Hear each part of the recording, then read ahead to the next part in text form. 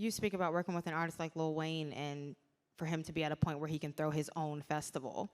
Anybody that is in the touring business, do you foresee that continuing for artists with them not caring too much about getting on the festivals that have been around for a very long time and creating their own Astro Worlds and Louisiana Fests?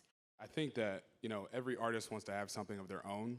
And I think, yes, it's really important to some of those artists to want to be on some of those bigger festivals. But again, they are artists. They like to create things. And so for them, if they can feel like they can create something cool and unique for their fans, because at the end of the day, I think festivals are continuing to get bigger and more continuing to pop up. So they're just kind of cannibalizing each other. So the way to kind of beat that is to find more niche festivals where you can directly advertise towards a specific type of fan, whether it's like a Rolling Loud or, a Femme Forward or something like specific that, those fans can really connect to and drive those sales. So I think, more of an artist curated thing, I think is more likely to happen in the future, but I don't think the major festivals are gonna go away by any means.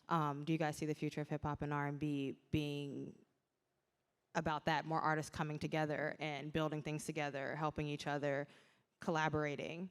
I think yes, it's just as a short answer, because we're just a more collaborative generation. And I think that that's obvious even from the executive level and the label level. We're all friends with one another. So I think that, it's going to just continue to happen because collaboration is just the only way that you get innovation and the way that you get new ideas. So I think it'll continue to be trendy.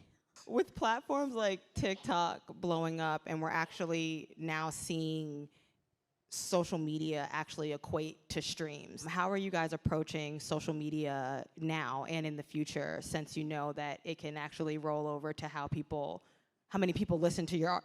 Listen, I'm the wrong person to ask about social media. I have this whole, I'd like to delete my Instagram, but people have made me be this brand and make me do things like this. Your Instagram is so popular. You're so good at it. And her Twitter. At the end of the day, though, they're both verified. I admire an artist that kind of has a vision for themselves and just wants to be themselves, right? Like 21 Savage, Summer Walker, they're authentic beings on their social medias, and that's something that you can't necessarily orchestrate, right? You just have to let them be themselves and, ensure that they're posting enough to get the engagement that they need to turn over some numbers on streaming. It's really hard when you get an artist that has no idea who they are, because then you're kind of trying to figure out, you're doing all this calculus to figure out how do I market you? But really, it really just comes down to that person being themselves and finding what it is about that person that you can kind of take and amplify that people are interested in. I think more than ever in social media world, it's tough for artists because we don't allow them any time to develop. You put out one hot song, people like it, eyes are on you. If you mess up one time, you're canceled. That is crazy. I think, if we really want to keep our great artists, we kind of need to let them grow. And we need to give them space to mess up sometimes because everybody's not perfect. So personally, we're very strategic on social media, yes. But, with my artists, I will allow them to be themselves. We really ever don't censor anything. Some artists just know how to use the internet. And it's just man, like Lil Nas X. I don't know if you saw that Ebro. Perfect example. And I think it was the Ebro interview, and he was like, I knew if I could make this go viral, then this would do this and do that.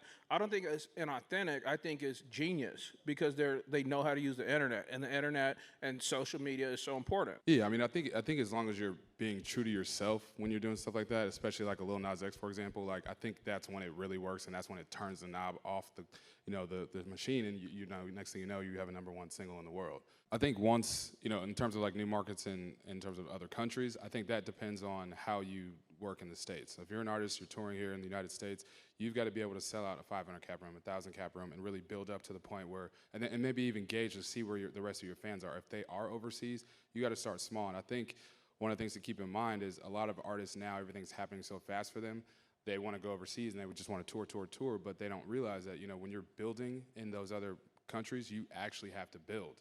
It's not a quick, fast, you may be doing 5,000 tickets in the United States, but that doesn't mean you're going to be doing the same in Japan or London or whatever. You really got to go over there and say, hey, we got to grind this out all over again because it's a brand new market.